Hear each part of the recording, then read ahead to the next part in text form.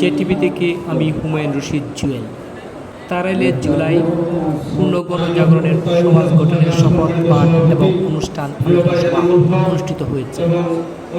জুলাই পূর্ণ জাগরণের সমাজ গঠনে সারা দেশের মতন কিশোরগঞ্জের তারাইলে শপথ পাঠ আলোচনা সভা অনুষ্ঠিত হয়েছে। জানা যায় গতকাল শনিবার সময় সকাল 9টায় 30 তারাইল উপজেলা পরিষদ হলরুমে জুলাই পূর্ণ জাগরণ সমাজ গঠন শপথ পাঠ ও আলোচনা সভা অনুষ্ঠিত হয়েছে।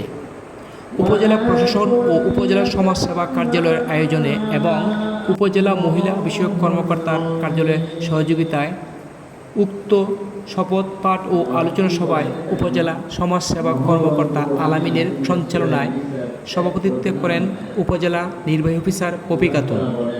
জুলাই পূর্ণজাগরণ সমাজ গঠনে শপথ পাঠের মাধ্যমে জুলাইয়ের চেতনা যেন হারিয়ে না যায় সেই লক্ষ্যে একটি উন্নত মানবিক বৈষম্যহীন ও ন্যায়ভিত্তিক সমাজ গড়ার শপথ গ্রহণ করা হয়। বক্তব্যে উপজেলা নির্বাহী অফিসার পপি খাতুন বলেন, শুধু শপথ আর অঙ্গীকার মধ্যে সীমাবদ্ধ না থেকে জুলাই আন্দোলনের স্বপ্ন বাস্তবায়নের লক্ষ্যে সকলকে ঐক্যবদ্ধভাবে কাজ করে যেতে হবে, তবেই দেশ সংস্কার এবং জুলাই সফলতা আসবে। এ সময় উপস্থিত ছিলেন তারাইল থানা অফিসার ইনচার্জ সাব্বির রহমান।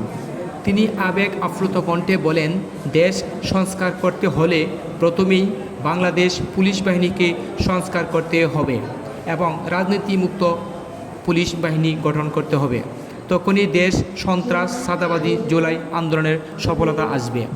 এছাড়াও উপস্থিত ছিলেন বাংলাদেশ জামায়াতে ইসলামী তারাইল উপজেলা শাখার আমির হাবিবুর রহমান, ইসলামী আন্দোলনের বাংলাদেশ তারাইল উপজেলা শাখার সভাপতি মৌলানা এনামুল হক, গণ অধিকার পরিষদ তারাইল উপজেলা শাখার সদস্য সচিব জাকির ইসলাম বাকি সহ বিভিন্ন দলের নেতৃবৃন্দ ও ইলেকট্রনিক প্রিন্ট মিডিয়া। বাকি পরবর্তী সংবাদের আমন্ত্রণ জানিয়ে বিদায় নিচ্ছি আমি হুমায়ুন রশিদ জুয়েল। ধন্যবাদ। আমি আজ একটি মহান দায়িত্ব নিতে যাচ্ছি, যা শুধু একটি রাষ্ট্রীয় কর্তব্য নয়, বরং একটি মানবিক ও নৈতিক আহ্বান। আল্লাহ তাআলা যারা জীবন উৎসর্গ করছেন, বিশেষ করে 1971 সালে দেশ মাতৃকার টানে যারা জীবন দিয়ে সাহায্য গ্রহণ করেছেন, আল্লাহ তাআলা যাদের বিনিময়ে দেশ স্বাধীন হয়েছে, ওই সমস্ত শহীদদেরকে আল্লাহ আপনি মাফ করিয়ে দিয়ে রব্বুল আলামিন আল্লাহ তাআলা জুলাই 2024 উপলক্ষে যারা সাহায্য গ্রহণ করেছেন, বিশেষ করে আবু সাঈদ মুগ্ধ সহ আল্লাহ বীর শহীদদেরকে আল্লাহ আপনি মাফ করিয়ে দিয়েন, তাদেরকে পূর্ণ শাহাদাতি মর্যাদা দান করিয়েন।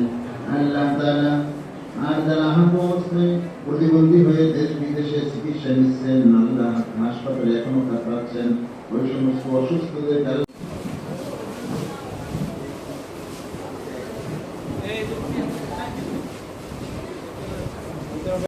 কাছে বুঝিয়ে দেওয়া এই প্রেরণা উজ্জীবিত হয়ে আমরা আমাদের আগামী করব। এই পর্যায়ে দাঁড়িয়ে কথা বলছি, এখানে দাঁড়িয়ে কথা বলার সুযোগ হয়তো আমরা পেতাম না। ছাত্র জনতার মাধ্যমে যে গণঅভ্যুত্থান হয়েছে, সমস্ত সৃষ্টিকে সৃষ্টি করার সমস্ত সৃষ্টি জাতীয়ভাবে বিশাল এক আয়োজনে আমরা অংশীদার হতে পেরে নিজেদেরকে গর্ববোধ করছি। স্থানীয়ভাবে আজকের এই আয়োজনে সমাজসেবা বিভাগ কর্তৃক উপজেলা প্রশাসনের সহযোগিতায় অনুষ্ঠিত অনুষ্ঠানে পরম শ্রদ্ধাভাজন সভাপতি উপজেলা নির্বাহী অফিসার মহোদয়, মঞ্চ উপবিষ্ট আছেন আমাদের মনোনীত অফিসার ইনচার্জ মহোদয়। এর আগেও দুর্ঘটনা হয়েছে, দুটো সরকার কিন্তু সেই গণ অভ্যুত্থানে করছে, কিন্তু গণ অভ্যুত্থান আবার হবে না এটা ভেবেন না। সুতরাং আপনারা রাজনীতিবিদ নেতৃবৃন্দ আছেন, জনগণ আছেন, তাদের উচিত হবে এই সমাজটাকে সুন্দর করার জন্য যা প্রস্তাব এইগুলোকে সরকারকে দেওয়া এবং সরকারকে সহযোগিতা করা। আমরা অনেকে এখন বানরের রুটি ভাগে নিয়ে ব্যস্ত। এই বানরের রুটি ভাগ বাদ দিয়ে সরকারকে সহযোগিতা করো। সরকার এত সুন্দর একটা দেশ বিনির্মাণে আগামী যারা সরকার গঠন করবে তাদের তারা সুন্দর একটি দেশ পরিচালনা করতে পারে, এই প্রত্যাশা করে আমি আমার বক্তব্য শেষ করলাম। ধন্যবাদ। আসসালামু আলাইকুম। আপনারা সকলেই জানেন যে জুলাই মাস আমাদের আসলে জাতির জন্য একটি ঐতিহাসিক মাস হিসেবে পরিগণিত হয়েছে।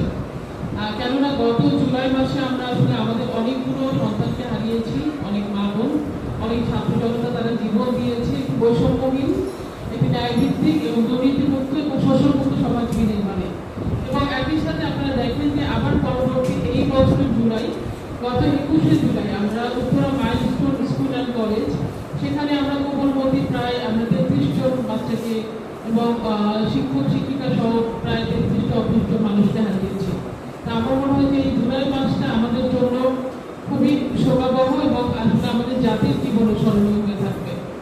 আমি তাদেরকে স্মরণ করছি যারা আসলে উত্তরা মাইলস্টোনে জীবন নিহত হয়েছে এবং তারা শহীদের মর্যাদা পাক এবং তারা যেহেতু অগ্নিদগ্ধ এবং আমাদের পবিত্র কোরআন শরীফেও আছে যে যারা অগ্নিদগ্ধ তারা আসলে শহীদ হিসেবে পরিগণিত হয়। তো আমরা আসলে আজকে আমাদের যে আলোচনা অনুষ্ঠান, আমাদের এখানে বিশেষ অতিথিবৃন্দ, বিভিন্ন রাজনৈতিক নেতৃবৃন্দ এবং আমাদের সাংবাদিক সমাজের প্রতিনিধিত্ব করেন, তাদের বক্তব্যে আসলে কিছু বিষয় কমন বিষয় উঠে এসেছে। সেটি হলো যে আমরা কি চাচ্ছি। আমরা কিন্তু আমাদের 21শে আমরা যে আমাদের অভ্যুত্থানগুলো